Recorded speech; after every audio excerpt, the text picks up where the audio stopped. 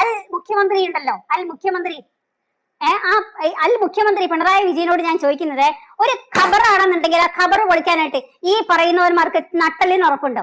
ഈ 10 ദിവസം 15 ദിവസം കൊണ്ട് പുളിപ്പിച്ചുണ്ടാക്കിയ ഇവന്റെ കുഴിമന്തി ബിരിയാണിയും അതിന്റെ പേര് തന്നെ കേൾക്കുമ്പോൾ എനിക്ക് അറപ്പാ തോന്നുന്നത്, ഛർദ്ദിക്കാനാ വരുന്നത്. പക്ഷെ എന്നാൽ ഇങ്ങനെ വെടിച്ചു വെക്കാനായിട്ട് ഈ കുഴിമന്തി എന്നൊക്കെ കേട്ട് കഴിഞ്ഞിട്ടുണ്ടെങ്കിൽ ആക്രാന്തം പിടിച്ചിട്ട് ഓടുന്ന കുറെ വർഗ്ഗങ്ങളുണ്ട് നമ്മുടെ നാട്ടിൽ. അതാണ് ചേച്ചി പറഞ്ഞിട്ട് കൊടുക്കും ഹിന്ദുക്കളോട്, ഈ കുഴിമന്തി ഒന്നും കഴിക്കാൻ പാടില്ല.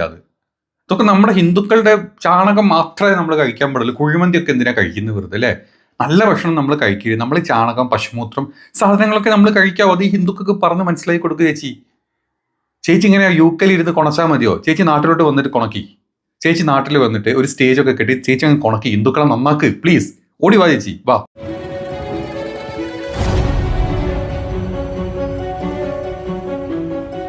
നിങ്ങളുടെ വീടിന്റെ അടുത്ത് എവിടെയെങ്കിലും ഈ തീട്ടം മൂടി ഇങ്ങനെ നിറഞ്ഞ കക്കൂസും കുണ്ടുകൾ ഉണ്ടാവും. അങ്ങനത്തെ വല്ല കക്കൂസും കൊണ്ടുണ്ടെങ്കിൽ ഈ ഒരു സംഘടന അതിൽ കൊണ്ടൊന്ന് സമാധിയിൽ ഇട്ടേക്കണം. തീട്ടത്തിൽ അങ്ങ് സമാധി തീർത്തേക്കാം നമുക്ക്. തല വരെയുള്ള തീട്ടിട്ടിട്ട് നമുക്കതങ്ങ് മൂടി വെച്ചിട്ട് നമുക്ക് അവിടെ ഒരു ബോർഡും വെക്കാം. അതെ, ഈ എന്താണ് എന്ത് മധുസൂദന ഷൈനി മധുസൂദന സമാധി അല്ലെ തിരുവടികൾ എന്നൊക്കെ പറഞ്ഞിട്ട് ഒരു സമാധി എന്ന് പറഞ്ഞ ബോർഡ് വെച്ച് കഴിഞ്ഞാൽ സംഭവം പൊളിക്കും. കേരള പോലീസിനെയും കേരളത്തിലെ കലക്ടറെയും സബ് കളക്ടറെയും ബാക്കിയുള്ള എല്ലാവരും, ഇതൊക്കെ എനിക്ക് തോന്നുന്നു എല്ലാവരും ജിഹാദികളാണ്, ഒക്കെ ജിഹാദികളാണ്. ഈ കംപ്ലീറ്റ് ജിഹാദികളെ കൂട്ടി ഇങ്ങനെ ഈ ചെറ്റ വർത്താനം അന്ന് മൊത്തം ഈ വീഡിയോയിൽ പറഞ്ഞത് സത്യം. നിങ്ങൾ കേട്ടോ, വീഡിയോ കേട്ട് കഴിഞ്ഞാലല്ലോ ഈ സംഗിണിന്റെ മുഖത്തുനിന്നല്ല അവളെ എൻ്റെ തമ്പുരാനെ കൺട്രോൾ തരണേ, വേറൊന്നും പറയിപ്പിക്കല്ലേ. ഞാൻ വീഡിയോ ചെയ്യുമ്പോൾ അതാ ആലോചിച്ചു, വേറൊന്നും പറയിപ്പിക്കല്ലേ. ഇത് അമ്മാതിരായിട്ടത് ഇവിടെ ഒന്നും അല്ല, UK കിടന്നിട്ടാ തോറുന്നത് മൊത്തം. UK കണ്ടവന്റെ തീട്ടം കോരി കുറെയൊക്കെ തിന്ന് ജീവിക്കുന്ന ഒരു തര. അത് തന്നെ, ബാക്കി കേക്ക്. അവരുടെ ടെൻഷനും ആ അച്ഛൻ മരിച്ചതിന്റെ വേദന ആ കുടുംബക്കാർക്കുണ്ടല്ലോ, ആ അച്ഛൻ മരിച്ചതിന്റെ വേദന ആ കുടുംബക്കാർക്കുണ്ടല്ലോ. അവരുടെ ഭർത്താവാണ് മരിച്ചത്, അവരുടെ അച്ഛനാണ് മരിച്ചത്. അപ്പൊ അവർ പറയുന്ന ഈ പോലീസുകാരെല്ലാം നമ്മളെക്കാൾ കൂടുതൽ പഠിച്ച്, നമ്മളെക്കാൾ കൂടുതൽ നിയമങ്ങളും നമ്മളെക്കാൾ കൂടുതൽ എല്ലാ തരത്തിലുള്ള കാര്യങ്ങളും അവർ മനസ്സിലാക്കിയിട്ട് വരുന്ന ഉദ്യോഗസ്ഥരാകുമ്പോൾ ഒരു മനുഷ്യൻ സംസാരിക്കുമ്പോൾ അവർ സത്യമാണോ നുണയാണോ പറയുന്നതെന്ന് മനസ്സിലാക്കാനുള്ള ഒരു കോമൺ സെൻസ് നമ്മുടെ കേരള പോലീസിനില്ലേ? ഒരു സാധാരണക്കാരിയായ എനിക്ക് ആ മനുഷ്യൻ സംസാരിക്കുന്ന കേട്ടപ്പോൾ എനിക്ക് തോന്നി അതിലെന്തോ ഒരു സത്യസന്ധത ഉണ്ടെന്ന്. അവരുടെ മകൻ സംസാരിക്കുന്ന കേൾക്കുമ്പോ നമുക്കൊരു എന്താ പറയാ, ഒരു നിഷ്കളങ്കത ഫീൽ ചെയ്തു. ഒരു കള്ളത്തരം ചെയ്ത, ഒരു കൊലപാതകം ചെയ്ത ഒരു ക്രിമിനലിന്റെ വാക്കുകളായിരുന്നില്ല അത്. മനസ്സിലാക്കാൻ ഒരു സാധാരണക്കാരിയായി എനിക്ക് പോലും പറ്റിയപ്പോ നമ്മുടെ കേരള പൗലോസിന് എന്തുകൊണ്ടാണ് പറ്റാതിരുന്നത് എനിക്ക് മനസ്സിലാവുന്നില്ല. അപ്പൊ ഇത് പ്രീണനമാണ്. അപ്പൊ ഈ കേരള പൗലോസിനോടും ഈ കേരളം ഭരിക്കുന്ന ഈ എന്താ പറയാ അൽ മുഖ്യമന്ത്രി ഉണ്ടല്ലോ, അൽ മുഖ്യമന്ത്രി പിണറായി വിജയനോട് ഞാൻ ചോദിക്കുന്നത്, ഒരു ഖബറാണെന്നുണ്ടെങ്കിൽ ആ ഖബർ പൊളിക്കാനായിട്ട് ഈ പറയുന്നവന്മാർക്ക് നട്ടലിന് ഉറപ്പുണ്ടോ? ഏതെങ്കിലും ഒരു ഖബറിൽ ഒരാളെ കൊന്നു കുഴിച്ചിട്ടുണ്ടെങ്കിൽ ഇക്കണ്ട ഖബറുകൾ കിടക്കുന്നുണ്ടല്ലോ, ഞാനും കൊടുക്കാം ഒരു പരാതി. എനിക്ക് സംശയമുണ്ട്. അവിടെ കിടന്നിട്ട് തൂറിയാ മതി. ഇടീ വിവരം കെട്ട പിശാച്, നിന്നോടൊരു കാര്യം ചോദിച്ചു നോക്കട്ടെ. ഇവിടെ എവിടെ ഖബർ അടക്കിയിട്ട് ഇതുപോലെ കംപ്ലൈന്റ് ആയിട്ട് വന്നത്? ഒരുത്തനെ കൊന്നു കുഴിച്ചു മൂടി ഖബർ അടക്കി എന്ന് പറഞ്ഞു കഴിഞ്ഞാൽ, ഇടീ വിവരം കെട്ട നാശം പിടിച്ച നാശമേ, നിന്നോടൊന്ന് കാര്യം പറഞ്ഞാൽ, അത് ഏത് പോലീസാണെങ്കിലും ഏത് മതത്തിൽപ്പെട്ടതാണെങ്കിലും ഒരു സംശയമുണ്ട്, അല്ലെങ്കിൽ ഒരാളെ കൊന്ന് ഖബറിന് കെട്ടിത്തൂക്കിയതിനു ശേഷം ഞങ്ങൾ ഖബർ അടക്കി എന്ന് പറഞ്ഞു കഴിഞ്ഞാൽ ആർക്കും സംശയം വരും. അതിന് ഖബറൊന്നും ആവണ്ട. ഖബറോ ഇനിയിപ്പോൾ സെമിത്തേരിയിൽ അടക്കിയതാണെങ്കിലും വേണ്ടില്ല, കത്തിച്ചതാണെങ്കിലും വേണ്ട, തോണ്ടും. അത് ഹിന്ദു ആണെങ്കിലും ക്രിസ്ത്യൻ ആണെങ്കിലും മുസ്ലിം ആണെങ്കിലും തോണ്ടും, അത് ഏത് പോലീസ് ആണെങ്കിലും തോണ്ടും. പിന്നെ നീയൊക്കെ രാവിലെ തൂറി സ്വയം അത് കഴിക്കുന്നതുകൊണ്ട് നിന്റെയൊക്കെ തലയിലേക്ക് അത്രേ ബുദ്ധി വരുള്ളൂ. നിനക്ക് ഈ സമാധിനെ ഖബറിന്റെ കൂടെ കൂട്ടിക്കെട്ടുന്നത് എന്തുകൊണ്ടാന്ന് അറിയോ? നീ ഒരു പരസംഖ്യ ആയതുകൊണ്ടാണ് നീ ഈ സമാധിനെ ഈ പറഞ്ഞ ഖബറിന്റെ മുകളിലോട്ട് കൂട്ടിക്കെട്ടുന്നത്. ഇടീ നാശം പിടിച്ച വിത്തേ, നിന്നോടൊരു കാര്യം പറയാ, നിന്റെ ചില നിർത്ത്, വിവരക്കേടുകൾ വിളിച്ച് പറയല്ലേ. നീ അങ്ങ് അവിടെ UK കിടന്ന് കണ്ടവന്റെ ആസനം നക്കി ഉണ്ടാക്കുന്ന പൈസ അല്ലെങ്കിൽ എന്ത് തേങ്ങയാണെങ്കിലും വേണ്ടില്ല. ഇവിടെ വന്ന് കൊണക്കി, നാട്ടിൽ വന്നിട്ട് നീ കൊണച്ചു കഴിഞ്ഞാൽ നിന്റെ വീട് കയറി ആൾക്കാർ അടിച്ചു വിളിക്കും. ചെറ്റത്തരം പറഞ്ഞു കഴിഞ്ഞാല് പിശാച്. ഈ പറയുന്ന പള്ളി സെമിത്തേരികളിലും ഈ പറയുന്ന മോസ്കുകളിലും ഇവന്റെയൊക്കെ ഖബറിലൊക്കെ ഒരുപാട് എണ്ണത്തിനെ തല്ലിക്കൊന്ന് കുഴിച്ചു മൂടിയിട്ടുണ്ട്. എനിക്ക് സംശയമുണ്ട്, ഞാൻ കൊടുക്കുന്നെന്ന് കേസ്. ഇവർ എത്ര എണ്ണം മാന്താൻ വരും? ഓടി വാ, അവിടെ കിടന്ന് കൊണച്ച് സ്വയം എന്താ പറയാ, ടേബിളിന്റെ മുകളിൽ അടിച്ച് കൈ വേദന ആക്കേണ്ട വല്ല കാര്യമുണ്ടോ? ഇങ്ങോട്ട് വാ, ഇവിടെ വന്ന് കൊണക്കി, ഇവിടെ വന്നിട്ട് നീ നാളെ പറ. കംപ്ലീറ്റ് എനിക്ക് ഡൗട്ട് ഉണ്ട്. ഇനി നീയൊക്കെ വന്ന് ഡൗട്ട് പറഞ്ഞാൽ നിന്റെ മുഖത്തടിച്ച് നിന്റെ ചെപ്പതിരിക്കാനും നമ്മുടെ പോലീസിനറിയാം. നല്ല വ്യക്തമായിട്ട് ചെയ്തു തരും. നീ അവിടെ കിടന്ന് കുണയ്ക്കുന്നോണ്ടാണ് നിന്നെ അവിടെ വന്ന് പൊക്കാൻ പറ്റാത്തത്. അമ്മാതിരി ചെറ്റത്തരാണ് നീ ഈ വീഡിയോ മൊത്തം പറഞ്ഞത്. മുസ്ലിമിനെയും ഹിന്ദുവിനെയും ക്രിസ്ത്യനെയും തമ്മിൽ അടുപ്പിക്കുന്ന ചെറ്റ വർത്താനമാണ് നിന്റെ നാക്കുന്ന് വന്നത്, പുഴുത്ത നാക്കുന്ന് വന്നത്. ഈ നട്ടലില്ലാത്ത ഈ വേട്ടാവളിയന്മാര്, ഈ കേരള പൗലോസ് എന്ന് പറയുന്ന നട്ടലില്ലാത്ത ഈ ജിഹാദികൾക്ക് ഉടപിടിക്കുന്ന ഈ വക ആൾക്കാരുണ്ടല്ലോ, ഇവർ എത്ര പേര് വരും? അപ്പൊ ഇത് പ്രീണനമാണ്. ഇത് പ്രീണനം, വെറും പ്രീണനം. പ്രീണിപ്പിച്ച് എവിടേക്കാണ് പോക്ക്? കഴുത്തോളം മുങ്ങിയല്ലോ, ഇനി എവിടേക്കാ പോക്ക്? ഈ പ്രീണനം എവിടെ ചെന്ന് എത്തിക്കും ഈ പ്രീണനം? അതിൽ അവിടെ പറഞ്ഞത് കറക്റ്റ് ആണ്. അയാൾ അവിടെ പറഞ്ഞൊരു കാര്യം വളരെ വ്യക്തമാണ്. അയാൾ പറയുന്ന ആ ഒരു വാക്ക് ഒരാൾ ശ്രദ്ധിക്കാതെ പോയി. അയാൾ പറഞ്ഞു ഇത് മുഴുവനും കൈക്കലാക്കാനുള്ള ഓരോരുത്തരുടെ അജണ്ടയാണ്. അതാ അയാളുടെ മകൻ പറഞ്ഞു. നെയ്യാറ്റിൻകര ആ സമാധിയായ സ്ഥലത്ത് ആ സ്ഥലവും ആ അമ്പലങ്ങളും കൈക്കലാക്കാനുള്ള അവരവരുടെ ജിഹാദികളുടെ ഈ പറയുന്ന അജണ്ടയാണെന്നുള്ളത് അയാൾ കൃത്യമായിട്ട് പറഞ്ഞു. അത് പറയാതെ പറഞ്ഞ കാര്യങ്ങളാണെങ്കിലും ശ്രദ്ധിക്കാതെ പോയ കാര്യമാണ്. അത് അവർ കൃത്യമായിട്ട് പറഞ്ഞു, ഇത് അജണ്ടയാണ്. അത് നല്ല കൃത്യമായിട്ട് ശ്രദ്ധിച്ചു. മരവാഴ നീ ശ്രദ്ധിച്ചില്ല, എല്ലാവരും ശ്രദ്ധിച്ചു. ചെറ്റത്തരം അവിടെ പറഞ്ഞത്, ഞാൻ അവിടുത്തെ മകന്റെ വായിന്ന് ഇത് മുസ്ലിം തീവ്രവാദികളാണ് ജിഹാദികളാണ് പറഞ്ഞത് ശ്രദ്ധിച്ചത് കൊണ്ടാണ് അവന്മാർക്ക് പണി കിട്ടിയതും. ചെറ്റത്തരം ചെയ്തു കഴിഞ്ഞാൽ അത് മനസ്സിലാക്കുകയും ചെയ്യും. അത് ചെറ്റകളാണ്, ചെറ്റക്ക് കൊടുക്കുകയും ചെയ്യും നല്ലപോലെ. അത് കേരള പോലീസ് ആണെങ്കിലും വേണ്ടില്ല, നമ്മുടെ കേരളത്തിൽ ആരാണെങ്കിലും ചെയ്യും. പിന്നെ നിന്നെപ്പോലത്തെ സംഗിണി വാണങ്ങൾ ഒന്നും ചെയ്യില്ല, അതിന് ഒരു കൈയടിക്കും. കാരണം നീയൊക്കെ ഒരു പരസംഖ്യ ആയതുകൊണ്ട്. അല്ലെങ്കിൽ ആരാണ് പരാതിക്കാരൻ? അവര് മുൻപന്തിയിൽ വരട്ടെ.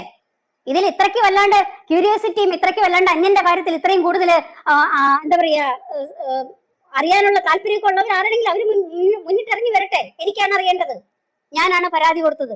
എന്റെ തുള്ളിത്തെറിച്ച ശുക്ലമേ, അവിടെ വന്ന് നീ കണ്ടില്ലേ? പരാതിക്കാരന് മുസ്ലിം അല്ല, ഒരു ഹിന്ദു ആണ്, നീ അറിഞ്ഞില്ലേ?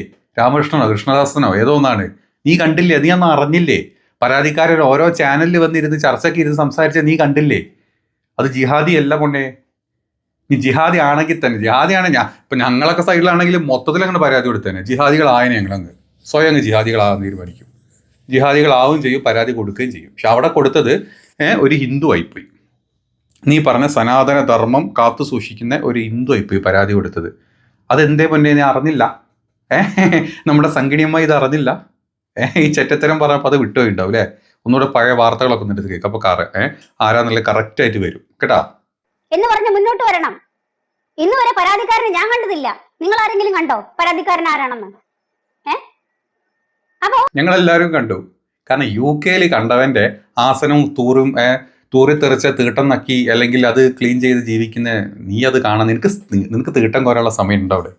അതിനിടയ്ക്ക് ഇതൊക്കെ കാണാൻ ഇവിടെ നേരം അല്ലേ? പിന്നെ ഇടയ്ക്ക് വന്നിട്ട് 4 ചെറ്റ വർത്താനം പറയാൻ നീ ഓടി വരാറുണ്ട് എല്ലാ പ്രാവശ്യവും. അത് ഇപ്രാവശ്യം നീ ചെയ്തിട്ടുണ്ട് കറക്റ്റായിട്ട്.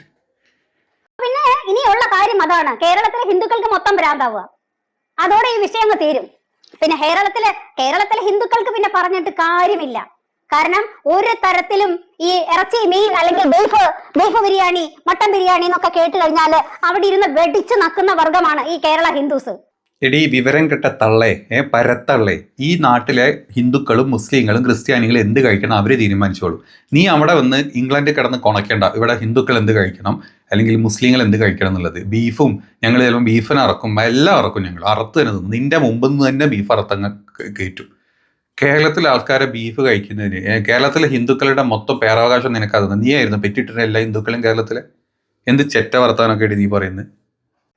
അവൻ എന്ത് ഹിന്ദു, എന്ത് മതം, എന്ത് പിന്നെ അവനവന്റെ വിശ്വാസങ്ങള്, ഇങ്ങനെ സ്വന്തം വിശ്വാസങ്ങൾക്ക് യാതൊരു വിലയും കൽപ്പിക്കാത്ത, സ്വന്തം പൈതൃകത്തിന് യാതൊരു വിലയും കൽപ്പിക്കാത്ത ഒരു വർഗമുണ്ടെങ്കിൽ അത് ഹിന്ദുവാണ്. അവന്റെ പൈതൃകത്തിൽ യാതൊരു വിലയുമില്ല, അവന് യാതൊരു തരത്തിലുള്ള അഭിമാനവുമില്ല സ്വന്തം പൈതൃകത്തില്. അവൻ ഇങ്ങനെ ഈ പറയുന്ന പ്രത്യേക മതവിഭാഗക്കാരന്റെ വീട്ടിൽ പോയിരുന്നിട്ട് വെടിച്ചു നക്കുന്നതാണ് അവന് ഏറ്റവും വലിയ അഭിമാനം. ഇവിടുത്തെ ഹിന്ദുക്കളും മുസ്ലിങ്ങളും ഒക്കെ അങ്ങോട്ടും ഇങ്ങോട്ടും ഒക്കെ പോയി ഭക്ഷണം കഴിക്കും. ഹിന്ദു മുസ്ലിമിന്റെ വീട്ടിൽ വരും, മുസ്ലിം ഹിന്ദുവിന്റെ വീട്ടിൽ വന്ന് ഭക്ഷണം കഴിക്കും. നീയൊക്കെ സത്യം നീ UK നീ കേരളത്തിൽ വല്ല ആണെങ്കിലല്ലോ നിന്നെ ആൾക്കാർ കല്ലെറിഞ്ഞ് കൊന്നേനെപ്പോ, നിന്നെ സമാധിയാക്കിയതിനെപ്പോ. സത്യം നിന്നെ കക്കൂസും കുഴിയിലിട്ട് നിന്നെ സമാധി തീർത്താൻ ഇവിടുത്തെ ആൾക്കാർ. ഇമാതിരി ചെറ്റവർത്താൻ അധികം ഒന്നും ചലയ്ക്കുന്നത് ഇപ്പൊ. അത് നമ്മൾ പറഞ്ഞു കഴിഞ്ഞാൽ നമ്മൾ വർഗീയവാദിയാവും. അവ പോയി ഈ വെടിച്ച് നക്കുന്നവർ നക്കിക്കോട്ടെ, നമുക്കൊരു പ്രശ്നവുമില്ല. പക്ഷെ ബാക്കി അഭിമാനം അവശേഷിക്കുന്നവരാരെങ്കിലും ഉണ്ടെങ്കിൽ നിങ്ങളെങ്കിലും തീരുമാനിക്കണം, ഇവന്റെ ഒന്നും മൂത്രവും അമേദ്യവും തിന്നാനായിട്ട് പോകരുതെന്ന്. എനിക്ക് നിങ്ങളോടുള്ള അപേക്ഷയാണ്, ദയവ് ചെയ്തിട്ട്. നമ്മുടെ കയ്യിലെ കാശ് കൊടുത്തിട്ട് ഇവന്റെ അസ്ഥാനത്തെ പൂടയും ഇവന്റെ പൂടയിട്ട ഭക്ഷണങ്ങളും ഈ 10 ദിവസവും 15 ദിവസവും കൊണ്ട് പുഴുപ്പിച്ചുണ്ടാക്കിയ ഇവന്റെ കുഴിമന്തി ബിരിയാണിയും അതിന്റെ പേര് തന്നെ കേൾക്കുമ്പോ എനിക്ക് അറപ്പാ തോന്നുന്നത്, ഛർദ്ദിക്കാനാ വരുന്നത്. പക്ഷെ എന്നാലിങ്ങനെ വെടിച്ചു വെക്കാനായിട്ട് ഈ കുഴിമന്തി എന്നൊക്കെ കേട്ട് കഴിഞ്ഞിട്ടുണ്ടെങ്കിൽ ആക്രാന്തം പിടിച്ചിട്ട് ഓടുന്ന കുറെ വർഗ്ഗങ്ങളുണ്ട് നമ്മുടെ നാട്ടിൽ. എത്ര ദിവസത്തെ പഴക്കമുള്ള ഇറച്ചിയാണ്, എത്ര ദിവസത്തെ പഴക്കമുള്ള മാംസമാണ് അതിനകത്ത് ചേർത്തതെന്നും അതൊന്നും വിഷയമേ അല്ല മലയാളിക്ക്. മലയാളിക്ക് ഇങ്ങനെ ആക്രാന്തം പിടിച്ച് എന്തോ വെട്ടി വിഴുങ്ങാനുള്ള ആക്രാന്തം കൊണ്ട് ഇങ്ങനെ നടക്കുകയാണ്. അവനവന്റെ വിശ്വാസങ്ങളില്ല, അവനവന്റെ എന്ത് പറയാനാ ഈ സാധനത്തിനോടൊക്കെ. എന്താണെങ്കിലും ഇനിയിപ്പോ കുഴിമന്തി നാളെ മുതൽ ഈ നാട്ടിലെ ഹിന്ദുക്കൾ കഴിക്കാണ്ടാവോ? കുഴിമന്തി ഷോപ്പുകളൊക്കെ അടയ്ക്കേണ്ടി വരുമോ? കുഴിമന്തി എന്തായാലേ പറയാ, ഇത്തരത്തിലുള്ള വിഷം ചിന്തുന്ന ഭാഗ്യമുണ്ട് കേട്ടോ. അത് കേരളത്തിലല്ല ഉള്ളത്. ഇതൊക്കെ കേരളത്തിൽ വന്നു കഴിഞ്ഞാൽ നശിക്കാൻ ഇതുപോലെ 4 മതി. ഇങ്ങനത്തെ 4 കേരളത്തിലുണ്ടെങ്കിൽ കേരളം നശിക്കും. ഇത് UK പോയി കിടക്കുന്നതുകൊണ്ട് സമാധാനം കേരളത്തിൽ. ഇതിന്റെ വീട്ടുകാരൊക്കെ ഒരു അവസ്ഥ ആലോചിച്ച് നോക്കുക. ഇതിന് മൊത്തത്തിൽ വീട്ടുകാർ ഇങ്ങനെയാണോ, ഇത് മാത്രം ഇങ്ങനെ ഈ ചാണം തിന്ന് തല തിരിഞ്ഞാണോ? എന്താണേലും കൊള്ളാം. ഇതുപോലത്തെ സാധനം ഈ ഒരു വീഡിയോ 25 മിനിറ്റിന് കിട്ടും. അത് മൊത്തം കേട്ട് കഴിഞ്ഞാലല്ലോ ആ സാധനം എവിടെയല്ല അവിടെ പോയിട്ട് അതിനെ കുനിച്ചെടുത്തിരിക്കാൻ തോന്നും. അമ്മാതിരി പീസ, അത് വല്ലാത്തൊരു പീസ സാധനം. ചെല്ലച്ചോണ്ടിരിക്കുക അങ്ങനെ എവിടെ കിടന്നിട്ട്. മുസ്ലിം ഹിന്ദു ജിഹാദ് എന്നും പറഞ്ഞിട്ട് ചെറ്റ പൊക്കി ജീവിക്കുന്ന ഒരു സാധനം അത്. സത്യം ചെറ്റ പൊക്കി ജീവിക്കുന്ന ഒരു സാധനം അത്. അമ്മാതിരി ചെറ്റത്തരാ. എൻ്റെ മധുസൂദൻ അതിനൊക്കെ കെട്ടി ജീവിതം പാഴാക്കിയല്ലോ താൻ. കഷ്ടം. ഇതിൻ്റെയൊക്കെ മക്കളൊക്കെ ഏത് അവസ്ഥയിലാണോ എന്തോ. ഇനി എല്ലാം ഇതേ ഗ്രൂപ്പിൽ പെട്ടാണെങ്കിൽ വലിയ കുഴപ്പമില്ല, ആർക്കും ഒന്നും പറയാൻ പറ്റില്ല. എന്നാലും കാണൂലേ കുടുംബത്തിൽ 1-2 ഒക്കെ നല്ലത് അല്ലേ? വല്ലാത്ത കാര്യം. എന്താണേലും എത്രയും പെട്ടെന്ന് തന്നെ അങ്ങോട്ട് സമാധിയായിട്ട് വല്ല കക്കൂസും കുഴിയിൽ വീണ് സമാധിയായി തീട്ടം കൊണ്ട് മൂടി എന്താ പറയാ ഈ സംഘടനയുടെ ജീവിതം അങ്ങോട്ട് പുഷ്പിക്കട്ടെ എന്ന് നമുക്ക് എല്ലാവർക്കും പ്രാർത്ഥിക്കാം. ഇതിന്റെ ലൈവ് ഉണ്ട്, കാണാനൊന്നും പോണ്ട, ചെറ്റത്തരം മാത്രമേ ഉള്ളൂ ലൈവില്. അപ്പോൾ കണ്ടപ്പം ഒരു കൗതുകം തോന്നി. കൗതുകം ലേശം കൂടുതലാണ് എനിക്ക്, അതുകൊണ്ട് ഞാൻ ഈ വീഡിയോ ചെയ്തു എന്നുള്ളൂ. വേറെ ഒന്നുമില്ല.